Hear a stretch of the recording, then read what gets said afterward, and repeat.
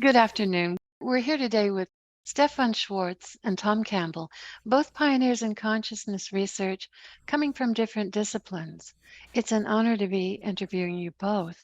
Your vastly different experiences have the core commonality that consciousness is non-local and consciousness is the fundamental reality, and that this is an information-based reality. Other ideas shared are those of beliefs, meditation as a launching point, how we can achieve the world we want to see, and the importance of verifiable evidence and experiments. Tom's nonprofit, the Center for the Unification of Science and Consciousness, looks for others whose decades of research have confirmed a lot of the things that these two gentlemen have discovered. Consciousness is the hot topic today. So, not so much 10 years ago and 20 years ago. Those with decades of experience in consciousness, their own experience and experiments are still conflicting with those who are seeking a physical source. Some of those with considerable research and experimentation are Donald Hoffman, who's a cognitive neuroscientist, whose metaphor for reality is a Windows interface. Dr. Bruce Grayson at the University of Virginia, Division of Perceptual Studies. Dr. Brian Weiss, Columbia and Yale psychiatrist, who discovered that a patient's past life proved more helpful than previous treatments. Those are just some examples. Stephan is an internationally renowned remote viewer. His books include The Secret Vaults of Time, The Alexandria Project, Opening to the Infinite, The 8 Laws of Change, and soon to be released, sign up for this one, you'll have a link in the description, 2060 Visions of the Future, as well as novels on consciousness, awakening, the vision, and the Amish girl. Those I'm looking forward to. His accomplishments and credentials are many, so therefore there more things are listed in the description below. Those of you who are listening from different channels and new audiences, physicist Tom Campbell began his journey to writing a big theory of everything by questioning the nature of reality. His work began in the early 70s with businessman and out-of-body experiencer Robert Monroe. He and Dennis Menerick set up a lab to document these experiments and find out what was going on with these experiences Bob was having. Continuing on after leaving Monroe in the late 70s, Tom worked as an applied physicist by day and consciousness explorer by night, leading to his writing My Big Toe trilogy. And the my is his experience, and the big is that it encompasses the paranormal as well as the normal, as well as deriving our physics and solving the hard problems of physics. His books are Awakening, Discovery, and Inner Workings.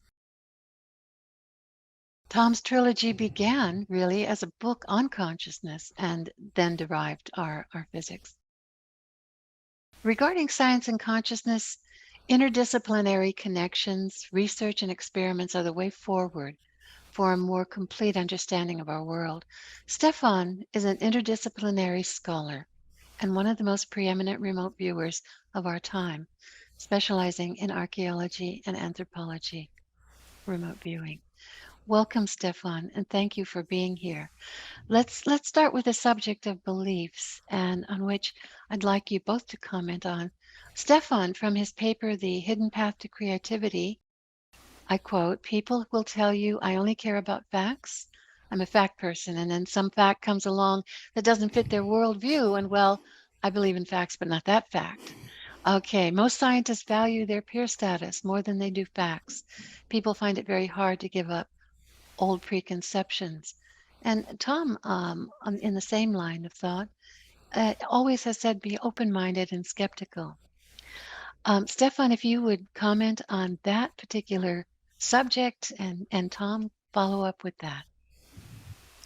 Well, I've been doing this. I'm an experimentalist, so I care about objectively verifiable data. I'm one of the people who created remote viewing, and I've been doing this kind of research now for 60 years. And it has taught me that, first of all, that consciousness is causal and fundamental, You go back to 1931 when Max Planck was interviewed by the Observer newspaper, and he didn't give very many interviews, so when he did, it was important. And they went to him and said, you and Einstein are the most prominent scientists in the world. What have you learned? And I think they thought he was going to talk to them about molecules and atoms, but instead what he said was, what I have learned from my research is that consciousness is causal and fundamental. Space-time arises from consciousness, not consciousness from space-time. You cannot get behind, this is a quote, you cannot get behind consciousness. It is causal and fundamental. And Einstein similarly said, when asked a similar kind of question, that what we call reality is an optical delusion. Not illusion, delusion. I always thought that was rather nice. And of course, Pauli, Heisenberg, Schrödinger, and a whole host of other physicists have come to the same conclusion, not because they saw it as a philosophical perspective, but because that's what their research taught them.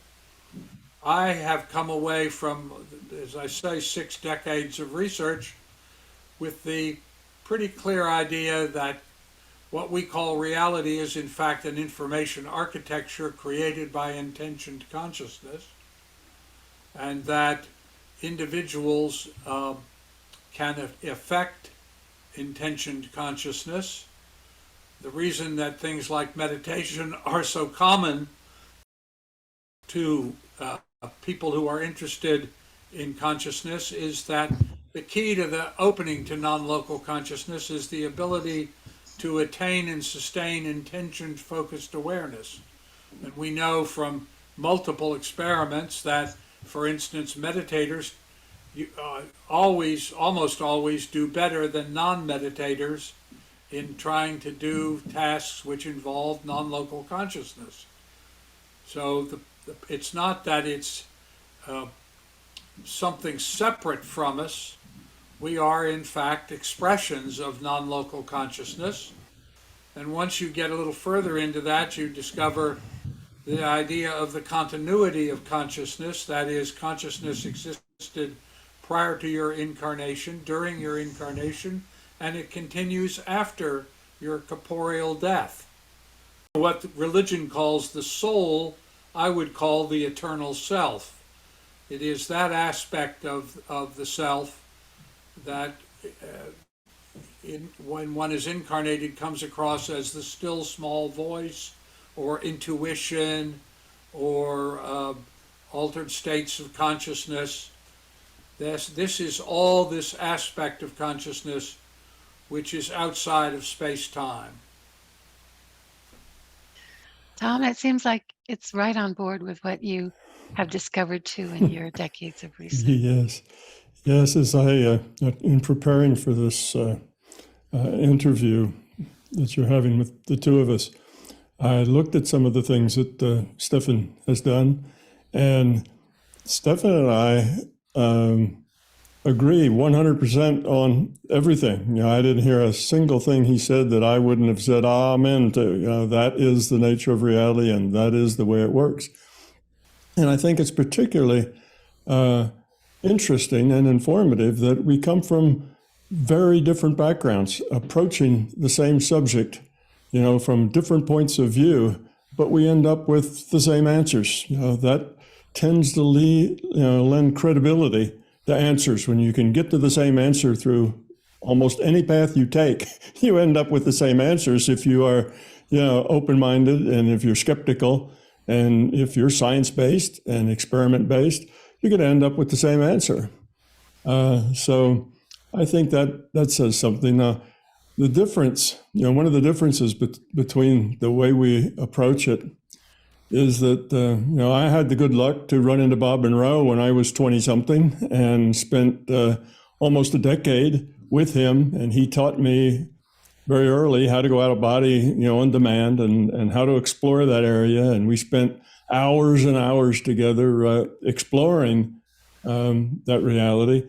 And because I'm a physicist, I wanted to understand, how does it work? Why does it work? What are the parameters? What can you do? What can't you do? And why does it work the way it does? Sometimes it seems to work better than others. And for some people, it works really well and others not so much. And why is that? Why isn't that it isn't the same as the objective world? Everybody can do it anytime they want. And so I started doing research there, which means I would, we just did evidential things too. There's not any point in doing things that aren't evidential. So we did remote viewing and we did healing and we did lots of other things where you go out and gather information. And this was in the early 70s, 1972, I guess is around when we started, late 71, 72. And after, year after year after year of collecting this information and me changing variables, like I have a variable, I'm going to heal. So how much time do I spend on it? Do I have emotion goes with it? How does my intent vary from time to time and so on? And then see how does that change, the ability to heal, and therefore understanding what you isolate, just one variable, then you modify that variable and see how it affects the outcome kind of thing. And I did that for about 35 years. It's a lot of variables. And it's, it takes a lot of just hard scientific slogging through, try this, try that. What does this do? How does that work? And you couldn't just do things once. Obviously, you had to do things many, many times because a one-off doesn't really tell you anything about the conclusion. You have to repeat it and you have to go over and over again. You have to be able to get in the same altered state with the same kind of intent precisely over and over again. So you start from the same place. There's just lots of variables. So 35 years later, I thought I understood consciousness, what consciousness was, what we were, how we related to consciousness. And that's when I published the books, My Big Toe. And a couple of years after that, I had an aha moment where I understood how to derive quantum physics from consciousness. In other words, I could have predicted the outcome of that double slit experiment necessarily. By that I mean that it's not that I can just explain it, but I have my system, the My Big Toe system.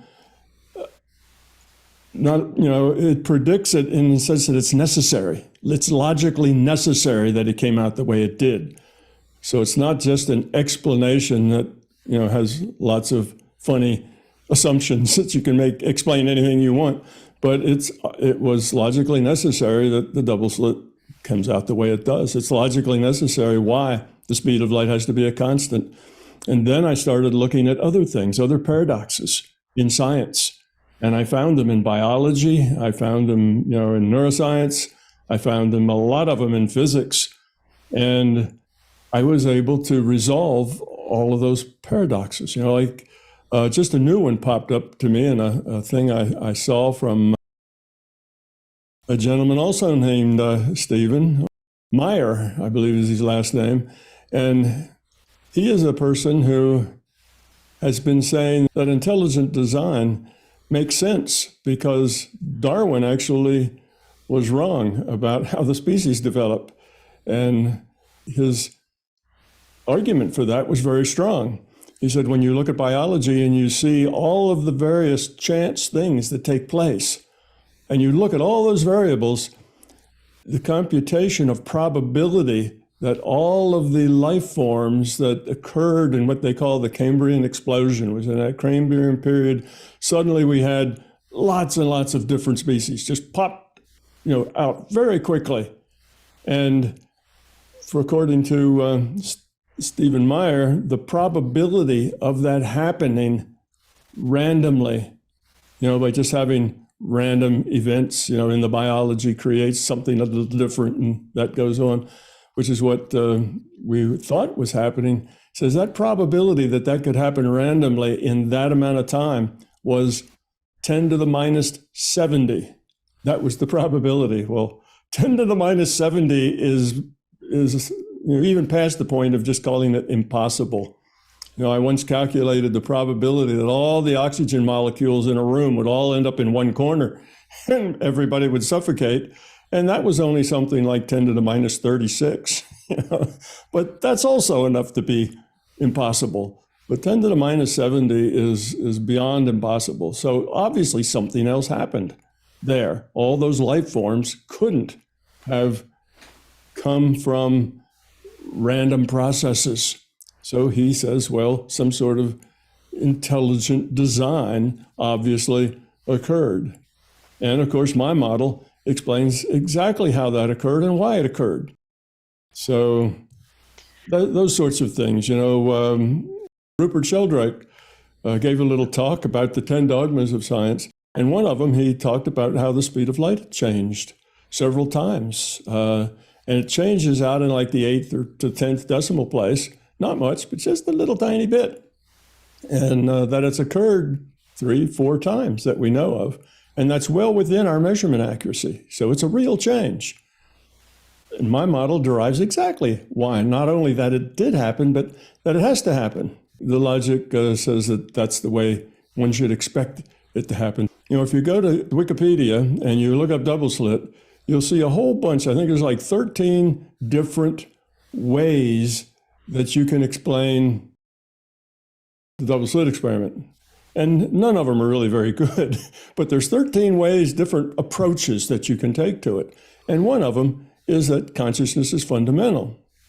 And that one generally is discounted because if you put consciousness at the bottom of creative process, if you put it at the bottom, then you have to have consciousness deriving physics.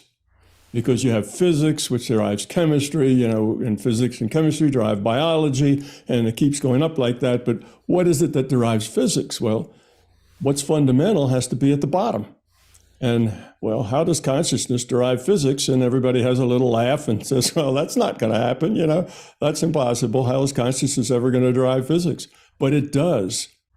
You can derive a more general physics from the idea that consciousness is fundamental and a few other things.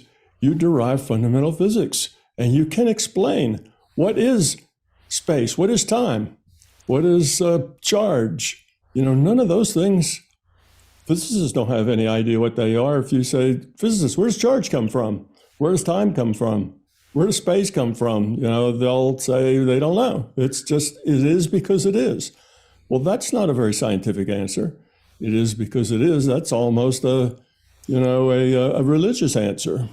Well, Tom, I think Stephan had mentioned in one of his interviews that scientists can measure the effects of things, but they don't know the cause of things. Is that right, Stephan? Yeah, I think that was something that you had proposed.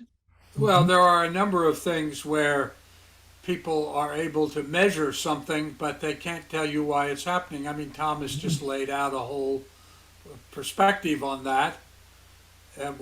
But once you get to the place that you understand consciousness is causal and fundamental, and that what we call reality is an expression of intentioned consciousness, and you can actually, there are experiments you can do. Roger Nelson is doing an experiment showing that when a group of people come to hold a common perspective about something, some event, Princess Diana's death, the tsunami, Nelson Mandela's funeral, for instance, where large numbers of people hold intentioned consciousness about something, that the random number generators that Roger's got scattered all over the earth, they become non-random.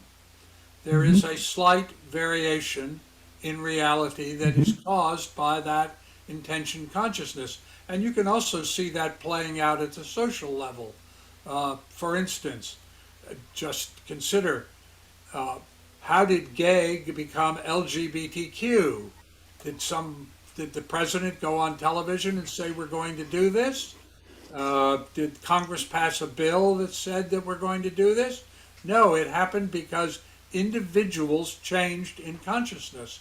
And we know from research that was done at Van Rensselaer Polytech, for instance, that when 10% of any cohort of people whether it's a school group, a church group, a community group, or a nation, change in consciousness, the entire cohort, whatever it is, has to accommodate to change that. And you can see this going on in the United States right now. We are essentially creating a red-blue schism in the United States because there are two groups of people who hold quite different consciousness. So the idea that consciousness is causal and fundamental not only plays out at the level of physics and in the laboratory experiments, but it also plays out at the social level. And I have been watching that happen. I've been studying that for almost 30 years now, and you can see it very clearly when you can get people to change in consciousness about something, whatever it is. You can change the course of history. Gandhi, for instance, got independence for India without a war. Nobody else was ever able to do that. How did he do it? Well, they went and asked him just before he was assassinated. And they said to him, a reporter came up from the Times of India and said, my editors sent me up here to ask you one question. How did you force the British to leave India? How did you force them to give up their most prized colonial possession? And Gandhi's answer illustrates exactly what Tom and I have been saying. He said, it isn't what we did that mattered, although that did matter. It isn't what we said that mattered, although that also mattered. It was the nature of our character, what I would call beingness, that caused the British to choose to leave India. Note the difference between the verb force and choose. And so when you think about it in that way, what you see is that consciousness is altering physical reality in a whole manner of ways. For instance, the technologies that we have developed from our Abrahamic view of we have dominion over the earth, as opposed to saying we are part of a matrix of consciousness and in fact do not have dominion over the earth. We are simply a factor in it.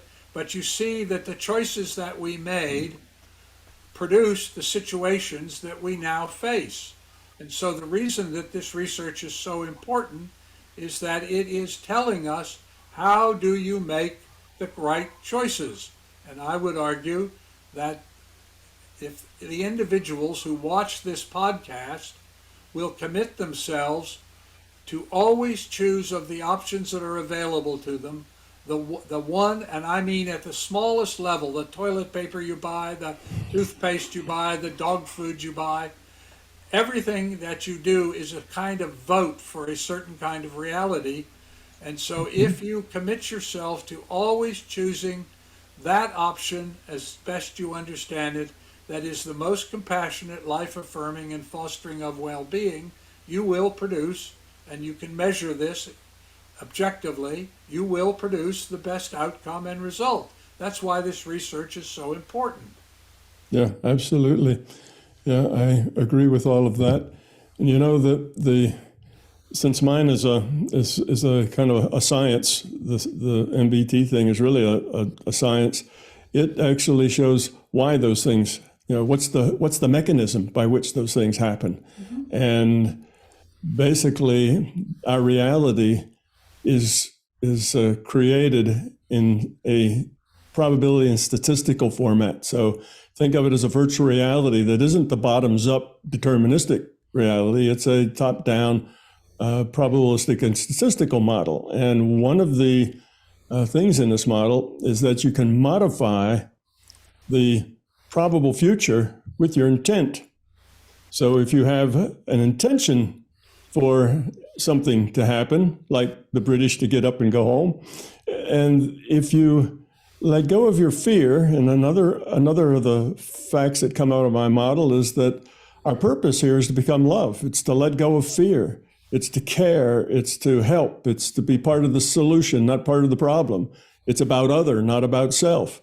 And that doesn't come out as a good idea. That comes out again as a necessary requirement of the reality. And you put those two together, and you then understand, as Stephan is saying, about these social movements and what they're doing. They're changing people's perspective. People get a data stream, and then they have to interpret that data stream. And how they interpret that data stream is their reality. Their interpretation of the data they receive is their reality. So if you change the way they interpret the data they see, then basically you change reality. And all of us live in our own reality because we all interpret data a little differently. So we all live in both a shared reality, it's a multiplayer game, and in our own reality. How we interpret the data is our reality. So we have the red state, blue state. Well, each one, the people in each one of those interpret reality just differently. And it's not that they all live in the same reality and some of them are smart and some of them are stupid. That's not the way to look at it. That's a very dysfunctional way to look at it. Each of them sees their viewpoint as reality and the other viewpoint as false. It's the way they interpret the data. And the way you change things isn't by shaking your fist and having more force and making people, do it your way. You change things by helping people change themselves, because you can't change anybody else. You can only change yourself. Get rid of your own fear. Develop your own caring and love and cooperation.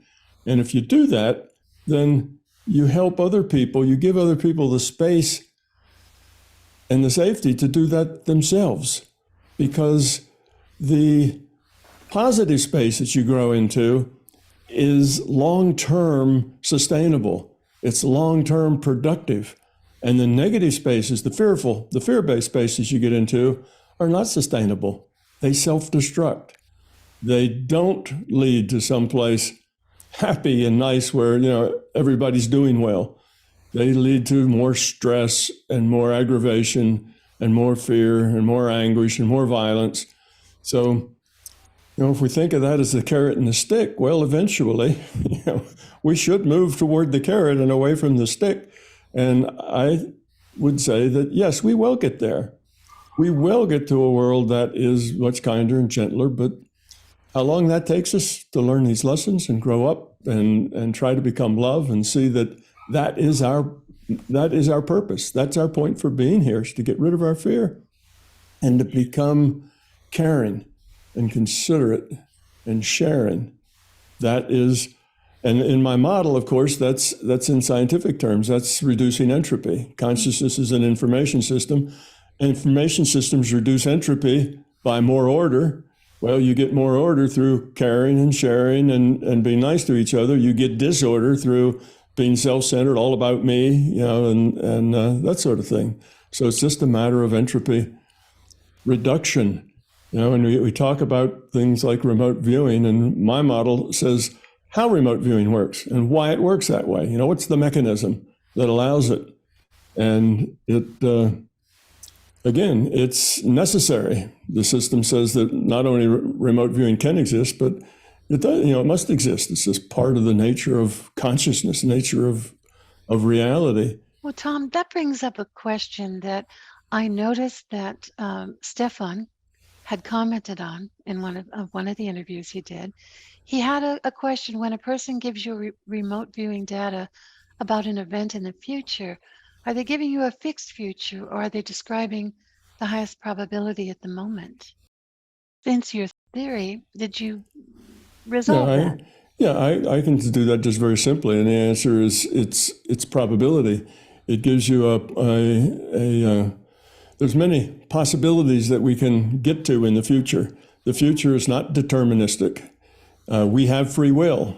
If the future was deterministic, there would be no free will. There would be no point. There wouldn't be any, change. There wouldn't be any growth.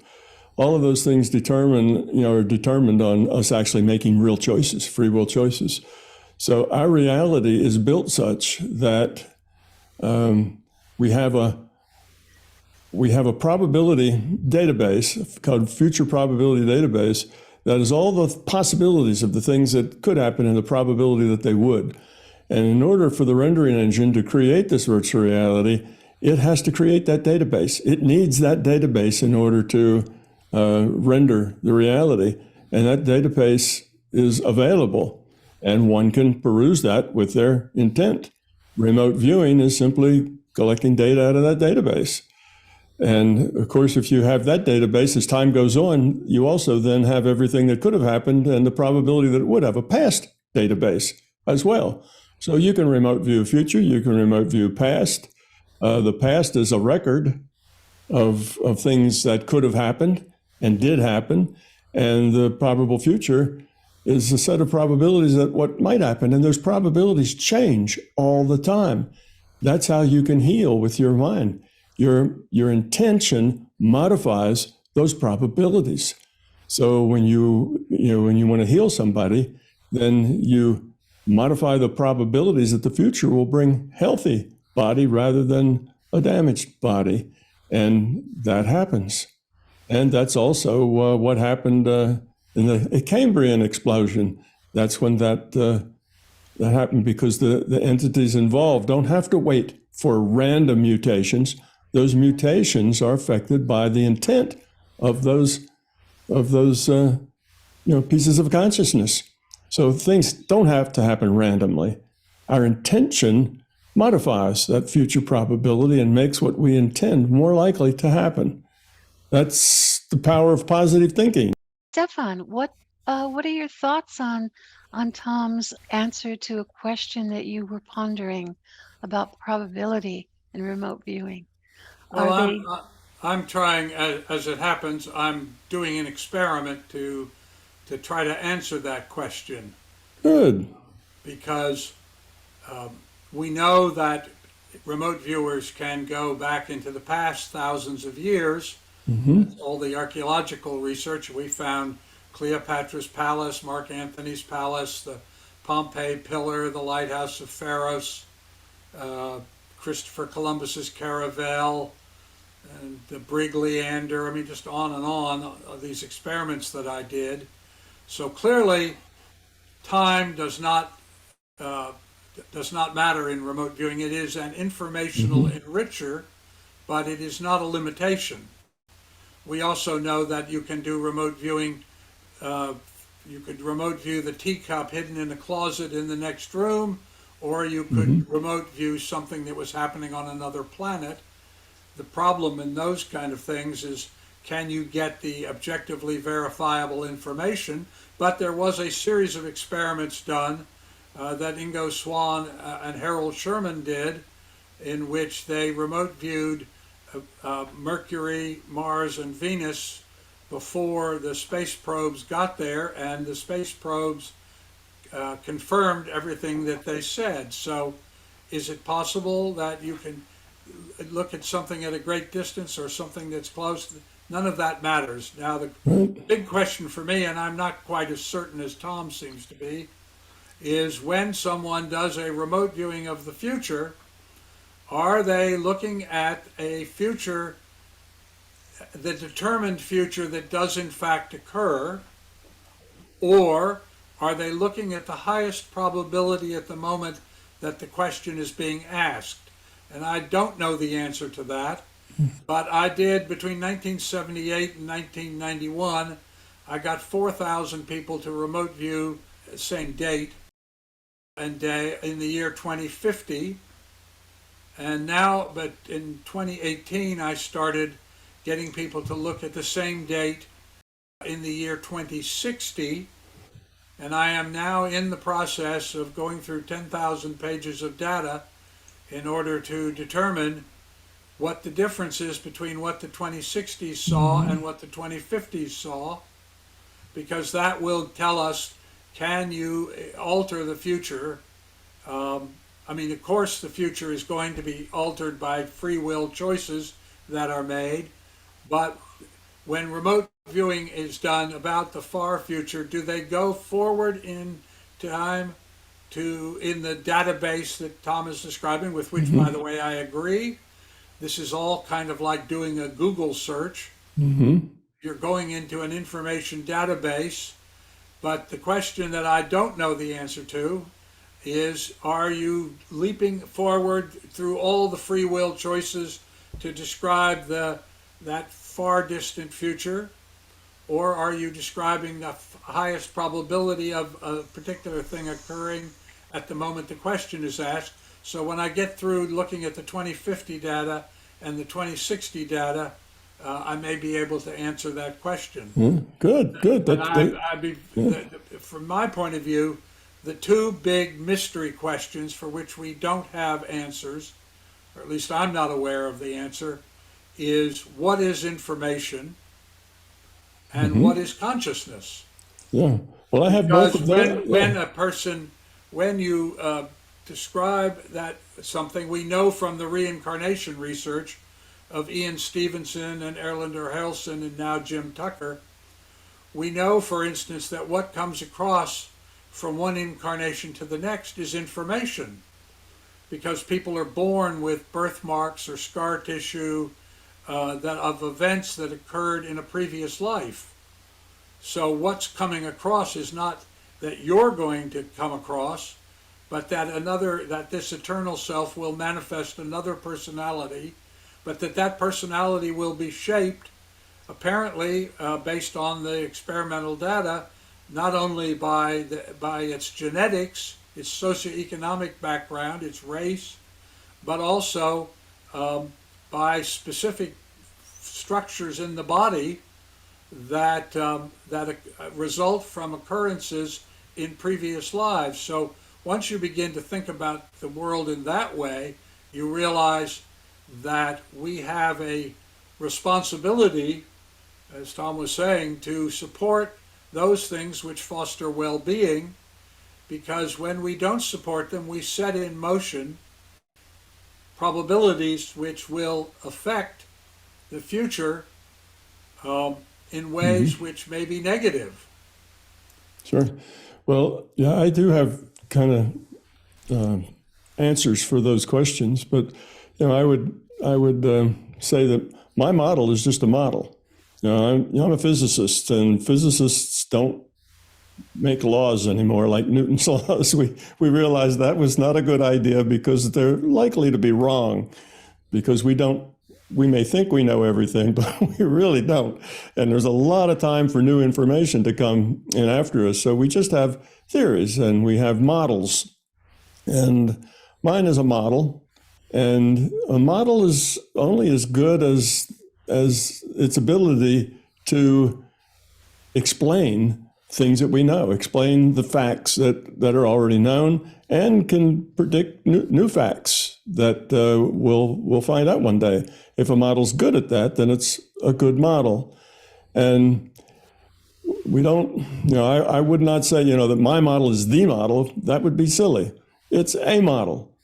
And any model is a live thing. It changes when new information comes into the system and your model doesn't explain it. Well, then you have to either change your model to explain it, or you have to throw out that model and start over and start another model.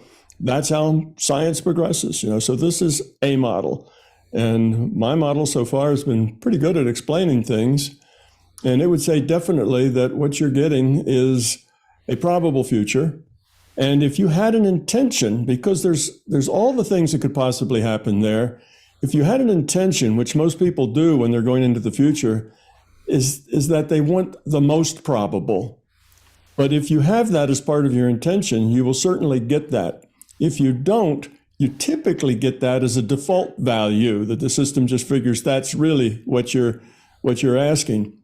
You could ask for the fourth most probable thing that would happen, or the 10th most probable thing that would happen, and all that data's in there too.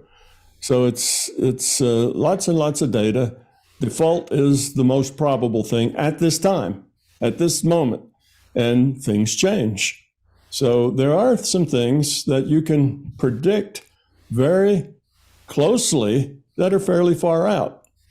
Things that are stable, it's a very slow curve. It's a fundamental idea. Those things you can predict even, maybe 100 years out. But there's other things that are very changeable. The probability is is not, 1 in 10,000 or 10,001, whichever way you want to look at it. The probability is more like 50-50, so it can change. Either way could easily, move to the opposite side. So depending on what it is, depending on how stable it is in that probability, depends on how likely what you see is actually likely to come to pass. Big things, big wave things are easier to predict, more, further out. Trends, because we are pretty, we're pretty easily guessed at what it is we do and how we will do it and how we act. After all, these databases has everything we've done, said, thought, wanted to do but didn't, whatever, all of our inside thoughts, it has all of that for all of the incarnations we've ever had. And that's makes a pretty good model of us. And we have that as an ensemble with humanity in general. So when you do future probabilities, the calculations have a lot of information in which to go on. Now, the little things that are in the weeds, they change a whole lot. But the big things tend to have slower changes behind them. And they're big waves that start and build during centuries, and peak, and then, change maybe a century after that. These are what I mean by the big waves that come. And those things we can do pretty accurately, pretty far out. Details, not so much. Those tend to change a lot. So I'd say definitely it's a probabilistic thing. It's not deterministic. If you have determinism, you logically, if you agree that a determinism is a possibility, then that leaves you with having to also say that time is an illusion, consciousness is an illusion, and free will is an illusion. That's just being logically consistent. You can't have determinism and have free will. If we have free will, then we can make choices and changes. If it's deterministic, you can't make changes. If it's deterministic, things don't change. They just are and will always be that way. Everything is already done. So there really is no time, no change. And there can't be consciousness, because consciousness basically is an awareness that makes free will choices. And it, you can't make a choice if there's determinism. There are no choices. Everything just is. So determinism is kind of a dead end. And the one philosophy that requires determinism is materialism. If you're a materialist, then you have to be a determinist, because the materialist says that if I knew the state of every particle in the universe, at any particular time, I could then predict everything that would happen from then on to eternity. That's determinism. And of course, the world doesn't work like that. It's not deterministic, and materialism is a failed philosophy. It doesn't work. This is interesting. Tom and I don't know each other. I'm surprised we didn't meet, because I was also very involved with Bob Monroe at one point and helped him put together his workshops. But in any case, that's not the question. We're not quite on the same page, because the question that I'm asking is, when you remote view the future, if I ask you to describe a picture I'm going to show you tomorrow, there's an almost 100% probability that that's going to happen, and that the picture I show you is the picture I show you. Okay. When you go into the far future, I completely agree about the thing about trends, and I study trends. But what I'm asking, or what I'm saying, or asking, I guess is really the way to put it, is, does a remote viewing of a far future incorporate all of the probabilistic choices that are made between now and that future? That is, is the future that they are describing, does it incorporate all of these probabilities? Or is it, and it's describing the final outcome of those choices? Or is it simply describing the highest probability at the moment that you ask the question? I mean, there are things that we know about working with non-local consciousness. For instance, we know that numinosity, that is individual acts of intentioned observation, informationally enrich something. That's how things get made sacred. That's also why in remote viewing it's easier to see Chartres Cathedral than it is a warehouse that's physically of the same size.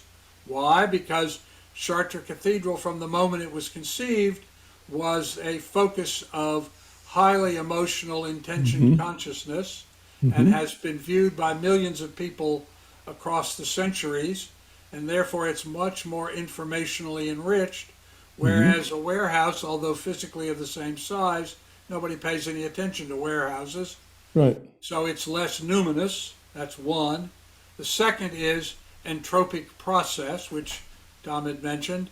We know that where entropic process occurs, and not just entropic process at the physical level, but entropic process at the informational level. That's why death is an entropic process. If you have numinosity is a movement toward coherence, and entropic process is a movement toward discoherence. And so, and we know from the experimental data that where you have entropic process, it makes things easier for remote viewers to perceive in non-local consciousness. So it's as if you went out into Google to search on a term, and if thousands of other people have already searched on that term, it comes up much more easily than if nobody's ever asked that question, and it hasn't even really become aware to people. So we know this experimentally. Right. I'm just not clear, and I'll let you know, Tom, when I get through doing the data, whether what remote viewers who are describing the far future are doing.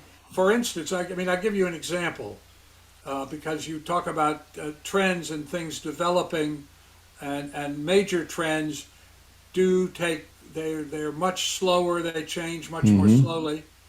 But for instance, Jules Verne wrote, after he wrote 20,000 Leagues Under the Sea, which was hugely successful at the time, this is the 1850s, he wrote a second novel, which was about Paris in the 1960s.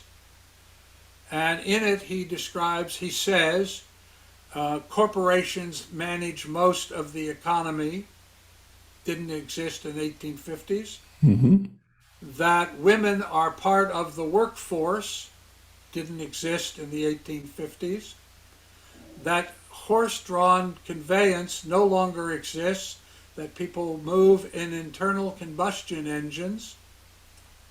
He describes that.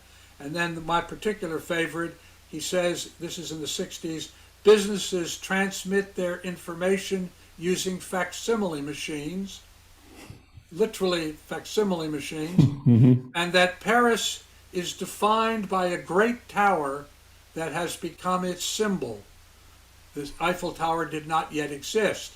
So Verne wrote this novel and sent it to his editor, who was also a friend, who wrote him back and said, Jules, I have received your novel and I have read it, and the best advice I can give you is to put it away and forget about it.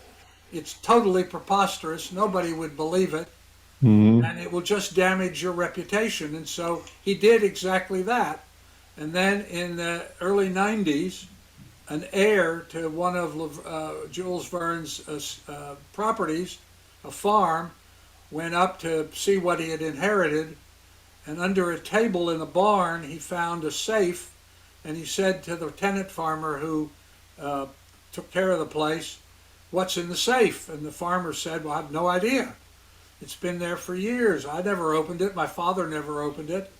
So the heir had a locksmith come up and open the safe, and in it he found the correspondence between Verne and his editor and this novel, which he then published. That's why I know this. Yeah, sure. So the question is, when Verne, who clearly was doing a form of non-local perception, when Verne was doing this, he was describing a future which could not have been predicted by the trends which were then present. Right. The idea that facsimile machines, I mean, where would that come from? Or the internal combustion machine, which didn't yet exist. And so he's leaping forward in time and describing a future which turns out to be the fixed future. And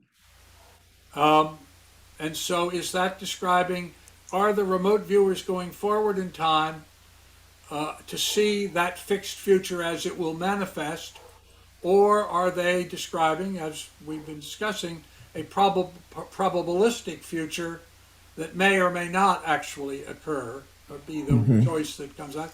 And as I said, I don't know the answer. I do know about working with numinosity. I do know about entropic process. But I think we basically agree that what we're looking at is an information phenomena, and that in many ways it's kind of like an avatar game in which the eternal self manifests an avatar, and it performs in space-time, but the eternal self is not limited by space-time. Space-time, as Planck said, arises from consciousness, not consciousness from space-time. And I think we both agree that when you look at things from that perspective, you realize why it is so important that you make choices that foster well-being, Right.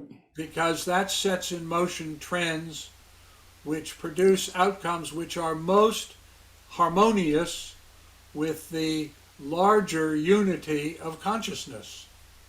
Yeah. Well, from the viewpoint of my model, then the answer would be that what you see when you remote view the future is a probable future, one that does not have to happen, but one that varies in its in its probabilities of happening, and that things like internal combustion engines and facsimile, those things could probably be predicted pretty well, even the names, if you had the viewpoint of the larger consciousness system. Now, they're not going to be predicted from the intellectual viewpoint of the people living, in the 1800s, but from the bigger picture. If you have that larger picture, the way technology is likely to develop, because the virtual reality that we live in, is based on initial conditions and a rule set. So the system understands the rule set. It knows what's possible, and it knows where things are going and how things are likely to evolve. So that's one thing. You can do that. Now, when it comes to very specific things, also the system likes to do things that help us open our eyes and see bigger pictures. And it can create those things, like the name facsimile. Well, that seems like a very particular name, right? Facsimile, whoever named that. Well, the system might very well have, when that technology came available, may have just kind of pushed that idea, that name, facsimile, at that time, just because that leaves now a record that's put in a safe. And Jules Verne may have been told, well, why don't you just put it in a safe? So the system can do these nudges that help, oh, look at this, and it opens our minds. It makes us see that the reality that we're in is not the straightforward materialist kind of slog that we think it is.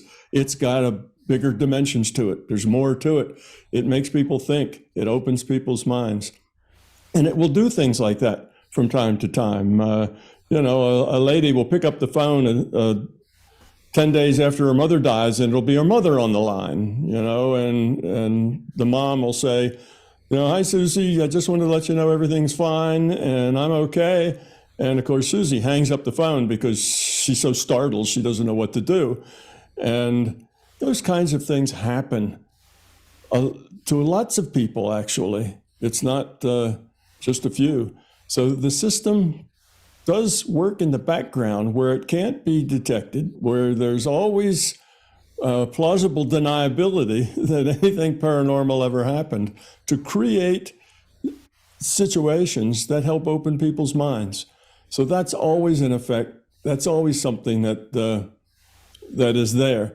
But in general, the trends in technology and where things were going and women in the workforce, all of that, if you had a bigger picture, particularly, this is not the only virtual reality out there. There are other virtual realities, not just this one. In my travels, I've been to more than this one. And these other virtual realities also evolve and go through stages and event things and whatever. They have that. So the system is pretty knowledgeable about the possibilities, about what's likely to happen, how things move, so that women are in the workforce. That's pretty easy to predict, I would suspect. And you could have even predicted that probably 10,000 years ago would have been a good prediction to make. But the name facsimile is pretty specific. It could have been, somebody could have named it almost anything. But if the system planted that little treasure that was to be found later and wanted to match it, it can do those kinds of things.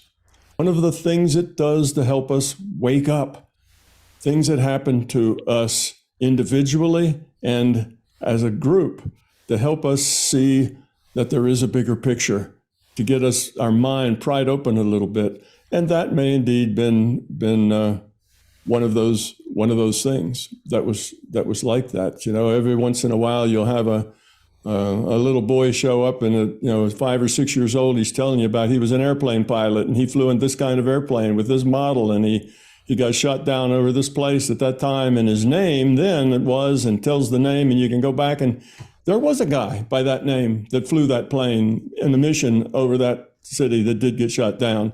And all the data is there for that. Well, how does that work? Well, it could be that that little boy is given that information because that's going to help open people's minds. It could be that that little boy was that pilot, and that is his information, and he just remembers it. Well, why doesn't everybody remember it? Well, maybe he remembered it because it would create an eye-opener and a mind-opener for people.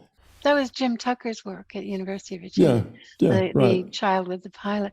I would like to end a little bit with the world we want. Stephan, when from your TED Talk on the 8 laws of change, you've been on board involving change for the better in every decade of our reality here since the 50s.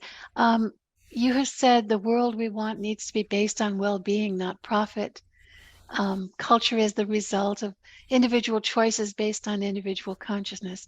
And I think that is the thing that is going to propel us forward in the future. Mm-hmm. The only thing. One thing that we can add to that and expand on is that Tom's theory includes the choices that we make in dreams, the choices that we make in the out-of-body state, or as remote viewing in lucid dreams. Those also matter too. And I was wondering if you had any perspective on that.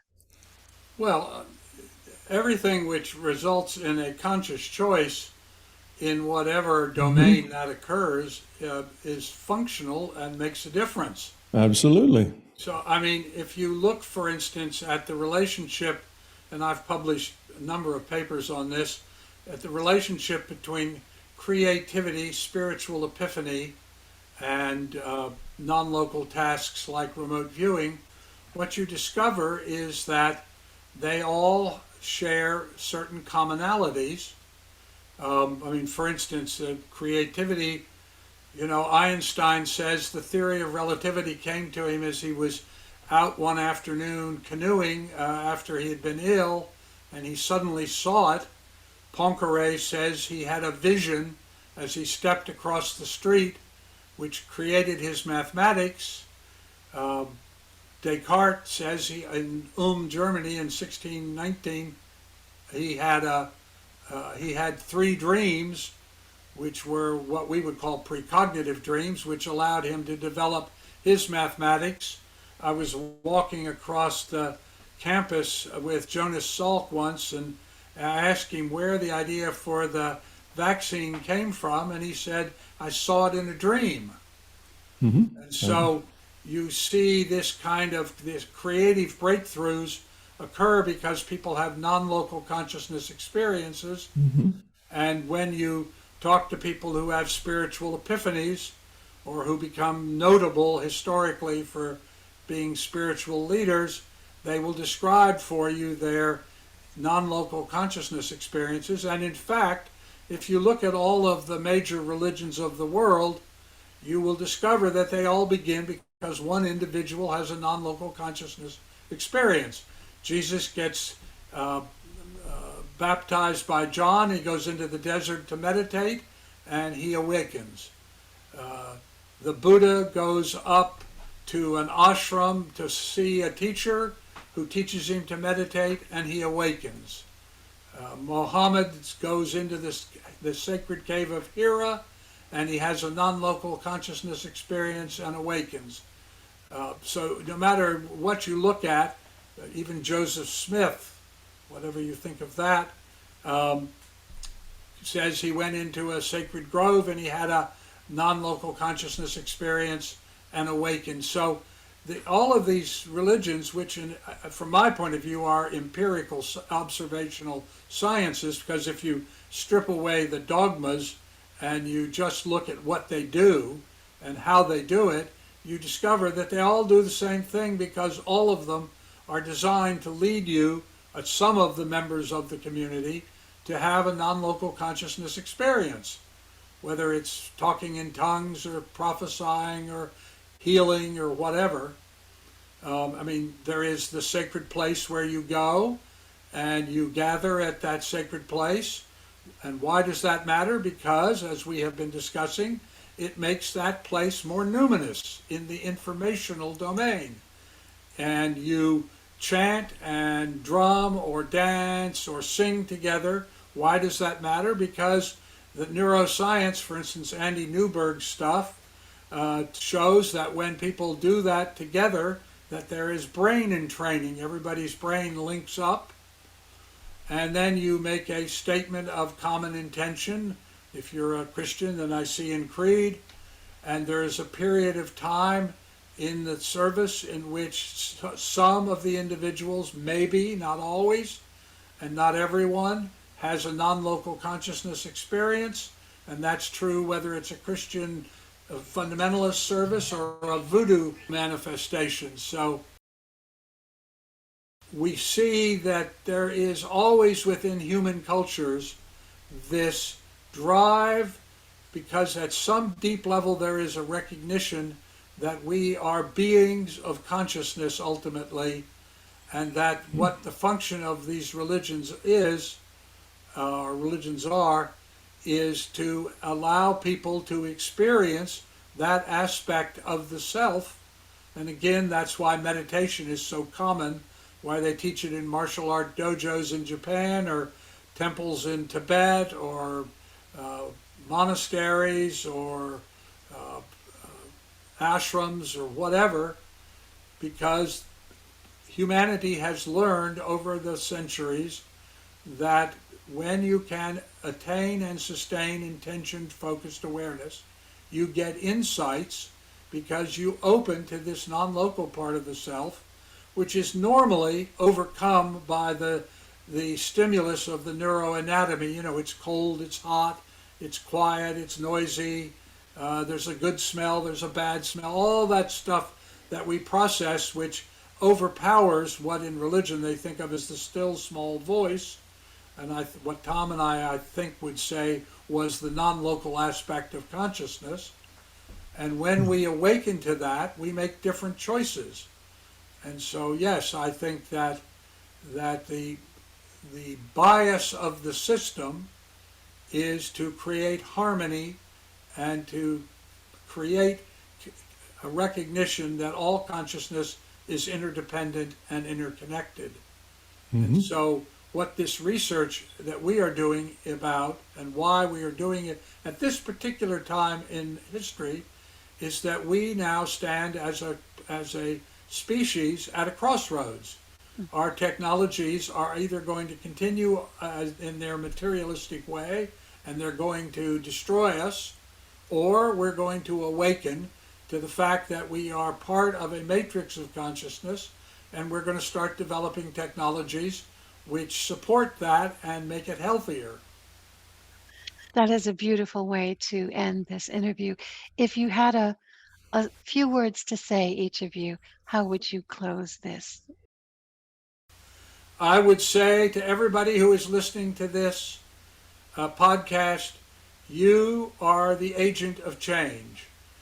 Every day you make thousands of little tiny choices that you're almost unconscious of, and I suggest to you that you commit yourself to only make of the options available to you the choice that is the most compassionate, life-affirming, and fostering of well-being. Tell 10 of your friends that you're doing it as a discipline and invite them to join you. Okay, yeah, that was well said. I agree with all of that. And I won't repeat it, but maybe I can add another dimension to it. And that is that realize that you can only change yourself. You cannot change another person. You can only change yourself. And if you want to optimize your gift, your legacy to the whole human race, the best thing you can do is change yourself. Get rid of your fear. Make it about other, not about self. Be considerate and caring and compassionate. Share all the positive things. And you'll notice that our reality is kind of rough out there. It's kind of the mean streets are out there in our reality, and people look at it and they get very distraught about all the violence and all the negativity that's out there. But what you see in your governments and in your corporations and your institutions, that is a reflection of us. That's a reflection of the quality of consciousness of us. It represents us, and it is the consequence of having a lot of fear in the land, a lot of fear in individuals. That's why we have that. The dictator, the bad politician, the greedy CEO, that's really not the problem. That's just a symptom of the problem. The problem is the quality of consciousness. By that, I'm talking about, how much love you have, how little fear you have, the quality of consciousness of the average human being.